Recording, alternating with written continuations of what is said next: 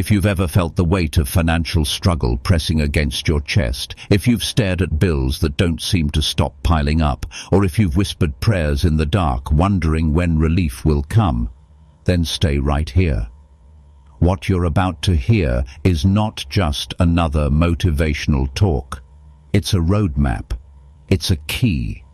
It's a spiritual revelation that has changed countless lives, and it can transform yours too. I'm going to take you on a journey through one of the most powerful passages ever written, Psalm 23. You've probably heard it before, maybe even memorized it, but I want you to listen with fresh ears. Because this psalm is not just poetry, it is a declaration of provision, protection, and breakthrough. And when you allow it to shape your mindset, your prayers, and your daily life, it can shatter the grip of poverty, fear, and lack.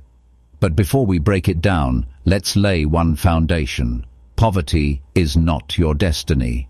Poverty is not God's will. So many people have been taught to romanticize lack, as if barely surviving somehow proves you're more holy.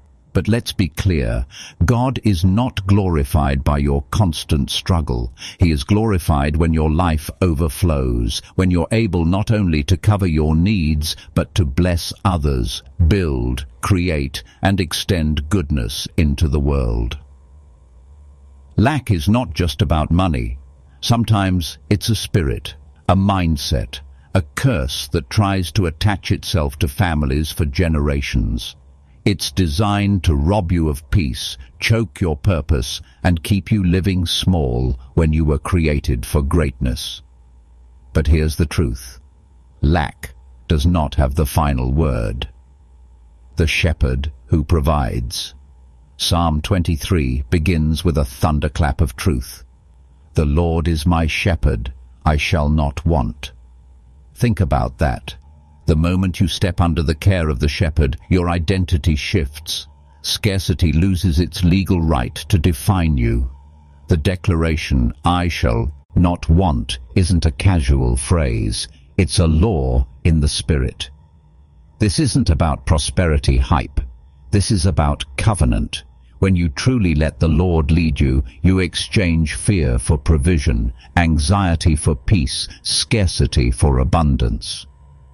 Green pastures and still waters, verse 2 says, He makes me lie down in green pastures. He leads me beside still waters. Why pastures? Why waters? Because poverty thrives in exhaustion and chaos.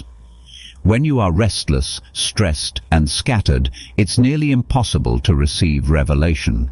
But when the shepherd leads you into rest, your soul recharges. Rest is not laziness, it is alignment. Think of it this way. A farmer doesn't plant seeds in dry, hard ground. The soil must be refreshed to bear fruit. In the same way, your spirit must find stillness to receive God's direction. And direction is everything. Because poverty doesn't just come from lack of money, it often comes from wrong decisions, missed opportunities, and being led by fear instead of faith. Restoration and righteousness. Verse 3 continues, He restores my soul. He leads me in paths of righteousness for His name's sake. Restoration is not just emotional, it's financial, relational, and generational. God restores wasted years, broken opportunities, and even family bloodlines. But notice the condition. He restores as you walk in righteousness. That means living with integrity. That means generosity instead of greed. That means obeying divine instruction even when it doesn't make sense. You cannot ask for restoration while clinging to compromise. Every act of righteousness tears down the curse of poverty. Every compromise strengthens it. The valley of shadows. Verse 4 says, Even though I walk through the valley of the shadow of death, I will fear no evil, for you are with me. Before breakthroughs, battles intensify. Poverty speaks loudest in the shadows. you'll never me. Ache it. You'll always be behind. No one will help you. But shadows are powerless without light. The valley is not your destination. It's a passage.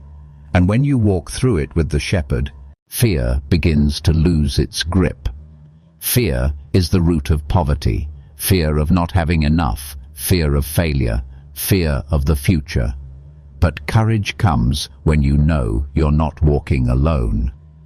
The table of provision, verse 5, is the climax.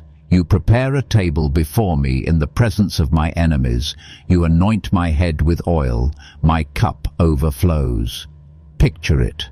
The very spirits that tried to rob you, scarcity, shame and defeat, are forced to watch you feast. God doesn't just give you barely enough. He gives you a cup that overflows. Overflow means you can bless others, build legacies, and live without fear of tomorrow. The oil on your head represents favor, healing, and divine appointment. You are marked for abundance, not for scraps. Goodness and mercy. Finally, verse 6 declares, "Surely goodness and mercy shall follow me all the days of my life, and I will dwell in the house of the Lord forever." This isn't just comfort. It's a new lifestyle. Instead of chasing blessings, blessings begin chasing you. Opportunities, open doors, favor, divine connections, all flowing because of where you dwell. Where you live spiritually determines what follows you. If you dwell in fear, lack follows. If you dwell in bitterness, regret follows. But if you dwell in God's presence, abundance follows. A 24-hour spiritual strategy. Now let's get practical. It's one thing to read Psalm 23, it's another to live inside it. What if for the next 24 hours you didn't just recite it, but applied it hour by hour? Here's a 24-step strategy to begin breaking the grip of poverty starting today. Wake with declaration. Say out loud, "The Lord is my shepherd, I shall not want." Renounce old agreements. Break every negative word you've spoken about money or your future. Anoint your home. Pray over your space and declare it belongs to God. Worship instead of worry. Play music that lifts your spirit. Personal. Eyes the psalm. Insert your name as you read it aloud. Ask for revelation. Invite the Holy Spirit to reveal hidden roots of struggle. Bless your hands. Declare that everything you touch will prosper. Sow a seed of generosity. Give intentionally, no matter the size. Write your vision. Replace survival thinking with kingdom vision. Feed on testimonies. Read real stories of provision to strengthen faith. Forgive freely. Bitterness is a doorway to lack. Close it.